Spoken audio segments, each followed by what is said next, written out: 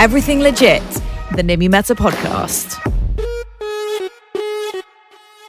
A very, very exciting episode today because I'm joined by the Dubai matchmaker, Christiana Maxion. How are you? Nimi, thank you so much for having me. No, I am ecstatic because I mean, usually I do prepare for episodes when I have guests, right? But this one I knew needed extra preparation because I know so many people, personally, professionally, who need your help right now in the dating game. Yes, and I think that dating in Dubai gets a very negative reputation, but if I'm honest, there are so many quality people here. It's just about how to find them, where to find them, and the how-tos. See, that's exactly why you're here, and I'm so excited to get stuck into that, but I do want to introduce the listeners to you, who you are, what you do, where you're from. Please give us all the spiel. Okay, here it is, my elevator pitch, I guess. Yeah. So I'm a native New Yorker. I moved here in 2016. I did not start my career as a matchmaker. My career bounced around. I was finance, education, published author, but I actually started a comedic Instagram account during COVID called Dating in Dubai, where people were actually following my dating escapades about what it looked like during lockdown, post-lockdown, and all of that. Wow. Now, I think a lot of people were attracted to my empowered dating standpoint, so they would contact me about advice on dating, advice on relationships, and I said, you know what, I really love helping people. I've always been a great connector, so I invested in mentors, programs, certifications, and here I am today as the Dubai matchmaker, professional matchmaker, certified dating coach. I love that. I love that. And, you know, your energy with it is amazing because you can have the title, you can have all the, you know, stuff in the bio, but it's your energy. And I can tell you love what you do. I do. So this is why this is going to be very, very handy for a lot of people. Because what is matchmaking, essentially? Let's just get to that first. Okay, so I think that in the world that we live in now, 2022, we are so saturated with dating apps. And I think that everybody's trying to move away from that because people have sort of become disposable because they live in your phone. You have no real connection to them. What is the vetting process? A lot of catfishing going on, a lot of other naughty things going on the dating apps. And for those who are actually interested in finding a quality partner here for a long-term commitment, basically you can come to a matchmaker and I do all of the vetting. I interview every single one of your candidates. I also do the planning, the booking of dates. I manage communication, manage feedback, and basically just hold your hand through the whole dating process. And holding hands, like, a lot of people do need that. It is a scary, scary world we live in. You mentioned all of the reasons above, i.e. catfishing, i.e. just general, you know, you're terrified, you're scared. It's a very scary step to take. Now, tell me, when someone first approaches you, they come to you and they're like, Christiana, I need your help. What is the first thing you do? You sit down with them, you talk, what do you ask them? So it's different for men and women. So for women, it's completely free. You can join my database. So you go to my website, you sign up for the database, and basically you have the opportunity to be set up with one of my premium paying clients. You also, let's say you're a person who's maybe newly divorced or really out of the dating scene or really needs some direction. I do have an empowered dating coach program, but it's not necessary in order to join the database. Now, if you're a guy, you go through a screening process. This is good for all the women out there, too. Yeah. You go through a full screening process. If I think that you would be an ideal candidate for matchmaking, then we either meet in person or via video where I can actually present you like preliminary matches because it is a big investment when you do join with a matchmaker or specifically my service. So then you kind of see like, okay, this is the caliber of women that she has in her database, and usually the women in my database are both beautiful and intelligent. We have C-level executives, lawyers, entrepreneurs, models, and more. And then if the guy is like, you know what, I really know that you're going to help me find this person, I always tell them, give me 6 to 12 months, I will find you that hard-to-find match, because that is exactly what I specialize in. And now that we've actually joined with a global brand, I not only offer matchmaking here in Dubai, but globally. That's amazing. I want to get to who you've partnered up with and how that's going to go near the end. I'm very excited for you. Tell me, why is there such a stereotype? Like dating in Dubai, as soon as I moved here, it was like no, it's a red flag in itself. Tell me why does that exist? I think that initially dating in Dubai was difficult or had this negative reputation because it was like a very transient city. But now with all the new introductions of golden visas, work remote visas, people buying rather than renting, they're actually seeing Dubai as more of a permanent place. And that's actually how I kind of timed the opening of my business. So in September, and also like I think in the months prior to that, they loosened up the laws about living with a partner, having a child out of wedlock, and other laws like that. So I actually consulted a legal team in September and said, is Dubai ready for a professional matchmaking agency? Got the green light, and here we are today. Amazing. Okay, let's really get deep into this, because I know we don't have much time, and I want to get to the questions that, you know, the nitty gritty. You have so many clients, like you said, you've got such a huge database, and what are like, I imagine a lot of people here have high expectations, right? We're living in a city which is fast paced. It is so many high flyers, so to say. It is the golden city. We just have so much going on. These high expectations, is that a good thing or a bad thing in the dating game? I think that what you should have for yourself, number one, is high expectations of yourself first. Right? What do you bring to the table? And this is actually what I talk to both my members and my clients. And one of the questions I ask is, how would you rate yourself? 1 to 10 overall package, doesn't have to be physical at all. What do you bring to the table? What do you bring to a relationship? And I think that that's number one first. Make sure that you put yourself on a pedestal, because if you know what you have to offer, then of course your expectations are going to be high as well. I really like that. Okay, and then when it comes to expectations of the other person, where do we go? So expectations of the other person, I mean, if you know that, or you carry yourself as a 10, then I think you should have that in the other person. Of course, everybody is human. Like, nobody is perfect. But if that's what you're looking for in a partner, guess what? I'm here to help you find it. Yeah. and because in the dating game, I feel like people get disheartened, right? Very easily. So it's like you try, you go on a few dates, you don't quite meet the person. You just feel a bit low, like morale is low on it. What do they do at those points? I think then it's time to reset, because dating should be the most fun time in your entire life, especially in a city like Dubai. You can literally date the entire map. You can, like, maybe you're coming from a town that's maybe like a more homogeneous culture. When you come here, you can literally date all 4 corners of the globe. So go for it. See what you actually are attracted to, what you're into, and yeah, it should be fun. It should be. And when it starts to not be fun, then it's time to take a reset. Maybe put a pause button on it and start dating yourself. Ah, interesting. And going dates by yourself, by the way. I love it. I do do it all you the time. do it? Yeah, all the time. Really? I love myself so much. I love that you love yourself so much. I thought I loved myself, but then going on a coffee date on my own is the most terrifying thing ever. Like, I cannot bring myself to do it. Really? I'm just so, like, I have to have my phone, or I have to have a book, or I have to have something, which clearly shows I've got issues. But anyway, we move on. Now, to talk to me about we're in Dubai. People expect a crazy level of crazy from us. I don't know why, just that stereotype as well. Have you had any wild requests from clients as to their expectations of what they want? Tell me more. Okay, obviously everybody who joins the database and members are clearly confidential, but I will share just a little bit. I had a client once who was in his 50s who told me that he would only date a woman who was of 3 different star signs. And I was like, what? Oh. Yeah, and I found that very interesting, because I was like, I actually, like, for me, I'm a Scorpio, but I don't think I embody all of the characteristics of a typical Scorpio, and everybody is so individual. I tried to explain this to him and say, I think you're cutting yourself off to a lot of amazing women, but he was very, like, hard on it. So I said, okay, well, then here we go. Oh my gosh, wow. I did find him those women, but I mean, it was just an interesting request that I hadn't heard from somebody in that age group before. Wow, okay, I like that. Thanks for sharing that. Wow, that kind of like threw me off. I'm like, I didn't even know guys even cared about that. I did not. Okay, well, you learn it. Here you go, ladies. You learn a new thing every day. Tell me about dating apps now, because you touched on it earlier. It is an oversaturated market. There's a fear that comes along with it, i.e. what we spoke about earlier, the catfishing, all of that. But dating apps, the concept, is it worth it? Is it not? It depends, right? Because I will say that dating apps, I mean, at the core of it, it does open up or widen your pool of dating.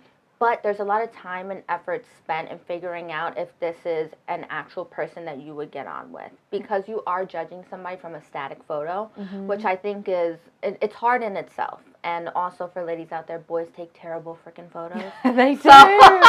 They do. So the lighting, the angle. They have no clue. And then for guys, on the other hand, a lot of the photos are filtered or altered. So it's like this weird kind of thing where it's like you're tricking both parties. And why are you doing that? Because the whole point is to meet off the app. But the whole thing with the dating apps is that it's a lot of time and effort to actually try and find a partner that's suitable for you. I do feel like dating apps kind of like fit our lifestyle though. Yeah. Because we're so on the go. We really barely even have time to reply to family and friends, I'll be honest. And then dating apps are just convenient because you just, surely, what is the process? I mean, okay. Yeah. This is me letting everyone know I'm an absolute dating amateur. Everyone who knows me knows that. I've never dated in my life. I'm, of course, married, and I'm with the husband. I was with him before he was my only boyfriend. So dating, say, going on a first date. Let's talk about the first date. Break that down for me. So a guy and a girl, you've matched them together. Yes. So they know who they're meeting and what kind of person, right? They've been sent each other's profile. No. Oh. So in the dating app world, right, you get like this profile of whatever this person wants to show who they are. Now, when it comes to matchmaking, I do all of the interviewing and the vetting of either party. Now I go to my client first, and I share a couple photos, and I don't give full names. And I just give them like a little bit about this person, like their stats, right? Divorced, parent or not, hobbies, and why I think they would be compatible. I never share full profiles. I never share full names. If he says yes, then I go to the girl and I say, hey, I have this great guy. Similar thing. I only share a little bit. Now, if they both agree, then I manage the communication. I plan and book the date, all under my name for the reservation. They get guidelines before they go on the date. No funny business on the first date. Oh, man. Yeah. And then a list of like conversations to avoid, conversations to talk about, little icebreakers. But then they have a rule. At the end of the date, there's no exchange of contact information. They have to send me a voice note with their feedback, their immediate feedback. The next day, I talk to both parties separately. If the answer is yes, yes on both sides, I set them up on another date. Then they take it from there. If it's yes, no, I take care of the awkwardness. Hey, I think you guys will just be friends. No, no. Guess what? You don't have each other's contact information. You move on. Halas, next match. Oh my gosh! So you get to do the breaking up, the letting down. I'm really good at it. That is probably the worst thing. Like, and I feel like as whether you're a man or a woman, it's so awkward to tell someone that you're not interested in them. Now, for anyone listening right now who's potentially dating someone and doesn't want to keep dating them, what is the best way to do it? What is the best way to break up with someone?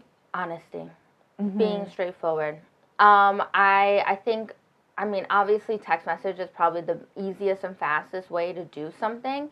If you want to be a little more sincere, maybe a voice note. But I wouldn't meet somebody in person just to break up with them because I think that's weird. Really? No. Meaning like if you just went on a first date with them. Oh my God, no, this is just like a first date, second date kind of situation. Obviously, if you're in a relationship, meet that person and have a legit conversation. Okay, I'm glad you clarified because my legit. reaction, my reaction was a bit, okay, so after a first date, second date situation. Yeah, and just be honest with them. Listen, I think you're a great guy. Unfortunately for me, I don't feel any chemistry. Wishing you the best. And listen, somebody could take that really wrong or whatever, but at least you were upfront about it. I would say that if you are the person who's doing the dumping, expect that the other person might say something nasty back. And and it is what it is. Sorry, friend, we're just not going to match. And that's okay. And that's okay. Not everyone's meant to be together. That's fine. That's the whole reason for dating, because you're going to try to find the person that's right for you. It's a numbers game. So I have a lot of people that ask me, actually I had a client ask me this morning, he's like, what is your theory on dating multiple people in the beginning of a relationship? I was like, why aren't you dating multiple people? You should be. You should be dating more than one person in the very beginning to see who you like, who you jive with. And is that something that you have to be honest with everyone? Like, at that point, on a first date, do you have to say to the other person, by the way, just so you know, loving this first date, but I am dating other people? Why would you tell them that? It's none of their business. Okay. And also, it should be an assumption. that if I'm on a date with you for the first time, I'm assuming you're dating other people, and you should assume that I'm dating other people. Especially if we met on an app. What, you think I'm just gonna be like, oh my god, one person's gonna be my one golden egg? No, it's not how it works. Because that's like, it's quite toxic, because we've all been like made to believe there's just like you said, the golden egg, the like the one. What are your thoughts on the one? I think that there are many the ones. Really? Yeah. So you don't think that there is one person made for you? I think that, well, it's different, right? And I think it's different for different people. Like, my parents are high school sweethearts. They met when they were 14 and 16 years old, and they're still together today. But it's because they have evolved together. So they have been each other's one, but they haven't been the same person that they were when they were 14 and 16 years old. They evolved together. They've opened up businesses together. They've had failed businesses, successful businesses, family, and all of this. So they have actually had so many different relationships, not with the same person, I mean physically same person, but not like the same person like intellectually, emotionally. So Interesting. think about it in that way. Okay, so we've spoken about two people who maybe like aren't interested in each other. Yeah. What happens when one person is interested and the other one isn't? In terms of matchmaking, or in terms of in terms of in dating, like say for example, I am dating someone, which I'm not, but if I am dating someone and I really want to get on a second date with him, right? But he is not showing me any signs that he wants it. What do I do? Okay, so I'm actually a very traditional person, and I really believe in those traditional gender roles. A guy should ask you out, a guy should lead, because also what we need to remember is that with men, they're very simple creatures. If they want to do something, they will. If they don't want to do something, they won't. So let them kind of like take the lead on that and match their effort level, I would say. But I say you can also shoot your shot, right? Just say, hey, I really had a great time on Friday, I'm free Wednesday, Thursday of this week. And just leave it like that, and then see if he picks it up. If he picks up the ball, plays with it, great. If he doesn't, leave it, be done with that. So don't double text. No.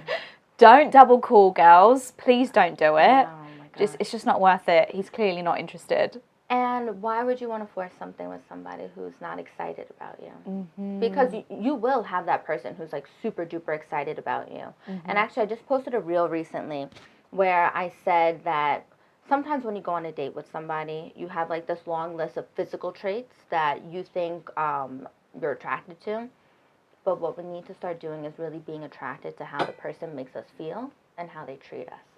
So really start looking at that and observing that when you're on a date with somebody. And let's talk about red flags. Yeah. Because I love this on your Instagram. When I was going through your Instagram, it was like 5 red flags to look out for. I know green flags exist, guys. We'll get to that as well. Sure. But let's get this bad stuff over and done with. Yeah. Red flags with dating, boys or girls, men or women, whatever. What are like major red flags to look out for? On a dating app or just in person? In person. Oh gosh, in person I would say eye contact, right? Are they engaged in the conversation? I also say that when you're on a first date, the one who listens the most is the winner. Sorry to say it's like a game, but dating is a game. It is. And see how not only they treat you, but how they treat others. Be an excellent observer and an excellent listener on a date. Like how they treat the waiters and stuff like that. Do they open your door? Oh my gosh. So for me, a major red flag, manners. Like, how are you holding your utensils? Like, if you cannot hold your utensils or know how to like cut or even use chopsticks, like, sorry. Wow. I know that sounds so terrible, but no, sorry, boys, go to etiquette school. It's your level, though. It's your level. It is. Okay, let's talk about on dating apps then. What are the red flags on dating apps? Red flags on dating apps, one photo. And if photos have sunglasses, photos are blurry, because that means that they're probably from 10 years ago. Also, if a guy doesn't have a bio, if they say, oh, my age is actually 52, but on the app it says it's 35, but I don't know how to change it. Okay, listen, you probably work in finance, and you can run a whole stock sheet, but you don't know how to change your age on a freaking app? Okay, no way. It's because they're dating pool lessons as they get older. So they're trying to like basically grab the earlier dating pool by changing their age. Yeah. Interesting. So that clearly is a common thing.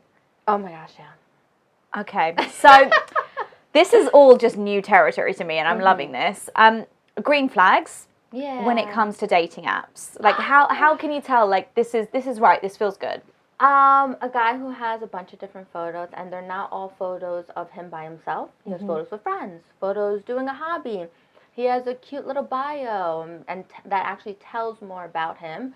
It's not so like jokey, but like it just tells more about him. I would say that. No, I'm not sponsored by them, so I won't say that. But I will say that there are some apps that are better than others in terms of extracting more information about the person. Okay, and now I want to switch things up because you said something on one of your videos, and you said, be the CEO of your dating life. Yes! I love that. Tell me what you mean by that. Okay, so this is like the whole thing about my Empowered Dating program. So I talk about dating like you're the CEO of your dating life. Because think about it. Let's say you're running a business. Would you hire somebody if they didn't meet the minimum requirements? No. Okay, would you start paying them? And I'm sure you can figure out what paying is in relation to dating. Would you start paying them Wink, if wink. they weren't doing the job correctly? No, absolutely not. And doing the job correctly in dating would be treating you well. Would you pay them then? Oh no, I don't pay anybody who does that. People need to be really aware. This is where it comes in, right? Self-confidence. It's the self-awareness. It's knowing your value when it comes to the dating game. But there comes so much insecurity with that as well. But this whole CEO thing is such an amazing way to look at it. Yes. Because you must have noticed this in your data and in the people that are in your database as well. Is it mostly sometimes like the strong, powerful, successful people that struggle to find love the most?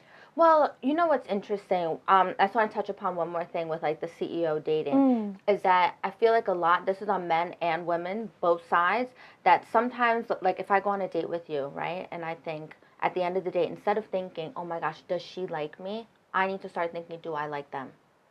And it's about flipping that script, right? Because when you think about being that CEO, right? It's about putting yourself first, putting yourself on a pedestal, realizing all of the amazing things that you've accomplished, your successes, all the things that you bring to the table. Because once you're on a pedestal, it's easier to see both the green and the red flags. I like that. Okay, so completely flip the script. Yes, flip it.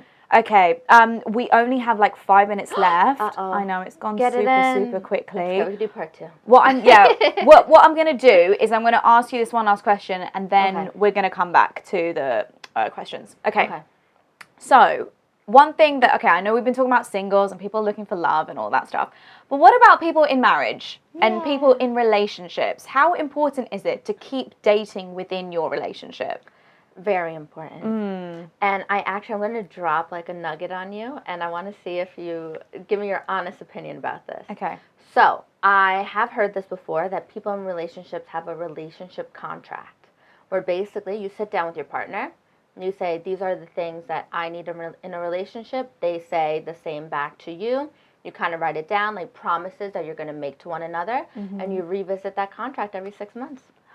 Wow. Did you fulfill your duties? Did I fulfill my duties? How can we make this a better relationship? And if you talk about ever evolving, right? Because those needs are going to change. It's not going to be the same than when you met your husband when you were 17, right? Your needs are completely different now. So to revisit that contract and see where you two are at. Wow, and make the changes if needed. And also, you know what it becomes, because I hear this a lot in relationships about the word compromise and what's the other word that they use? Compromise, sacrifice. And I feel like those words are very negative, but when you have like this kind of contract, you both are coming to an agreement, rather than somebody feels like they're losing because they sacrificed something. Oh no, we're both agreeing to blank. So it's a collaboration. Correct. That's nice. I like that. Okay, I'm going to play this for my husband. Make sure he let's see how it goes. Get the lawyers involved. Get the contracts on. Yeah. Okay, I want to go into the questions. So we're going to keep rolling with it. Okay, cool. Okay. Perfect. Just got the sign from the videographer. We'll keep going. So I got people to send in their messages and things that they would want to ask you, any tips that you would have for them. Anonymous, of course, female, 29 years old. She says, I met this guy through friends and we hit it off. We've hung out twice now, but only at night and only at mine or his. Wrong. Is he a vampire? Or is he just not interested in me during the day? Well, you don't know yet. You've only hung out twice. I would then push to hang out outside of the apartments. I think that you really need to, I mean, I go by the golden rule that a first date should be a bite to eat. Mm-hmm. And obviously, like, not at someone's home. It should be breakfast, lunch, dinner, whatever fits within your schedule and wallet. And yeah, so just suggest that. Hey, I heard this place just opened up. Why don't we try it? Mm-hmm. And then just put it out there. Like I said, he either picks up the ball or he doesn't. Or he doesn't. And if he doesn't, that's on him. Leave it. Right. Go with your second boyfriend. Yeah, I like that. Okay, male, 35 years old. He said, I'm a divorcee and I'm not looking for someone at the moment, but I find myself feeling lonely and wanting love, but don't want to give it. Is that normal, and what do I do? That's interesting. I would say, obviously, date. I would be upfront, though, with the person that I'm seeing and just say, listen, I just got out of a divorce. I'm really not interested in a committed long-term relationship, but if you like hanging out with the person, I really like hanging out with you. Mm-hmm. Be honest. Do people actually come to you and, like, actually ask you to matchmake with someone who isn't looking for a relationship? Sometimes men come to me, and basically if they're just like, I have a guy who's 33. He's like, I don't believe in marriage. I want to only date high caliber women. Done. I have that for you. But obviously I let the women know, hey, this is his goal in dating. Are you okay with this? Wow.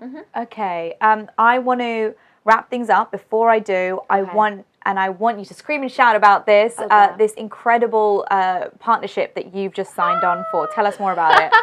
So if anybody has ever seen the show Millionaire Matchmaker on Bravo in like the 2000s, Patty Stanger and her team at Millionaires Club reached out to me, and I am now leading their Middle East division. Amazing. So we are now offering unlimited matchmaking, 6-month, 12-month periods, both in Dubai, in the UAE, and globally. Amazing. So here we go. So how do people get in touch with you? What do they need to do? Oh my gosh, go to my website, ChristianaMaxion.com. There are so many different buttons to book in a consultation. It goes in how we work. You can also sign up for the database. All the information is there. Hit me up on Instagram at Christiana.Maxion.Matchmaker, and here we go. Amazing. Well, thank you so much for your time. I feel like I've learned so much of the dating game, even though I don't need to. But I liked your tip about when you're in a relationship, because I think that's so important to, like, keep the spark alive. Christiana, thank you so much for being on Everything Legit. Yes. This has by far been my favorite episode, so sorry to the other guests, but I think this is really going to spice it up for people, so thank you so much. Thank you, Nimi, for having me. Absolutely.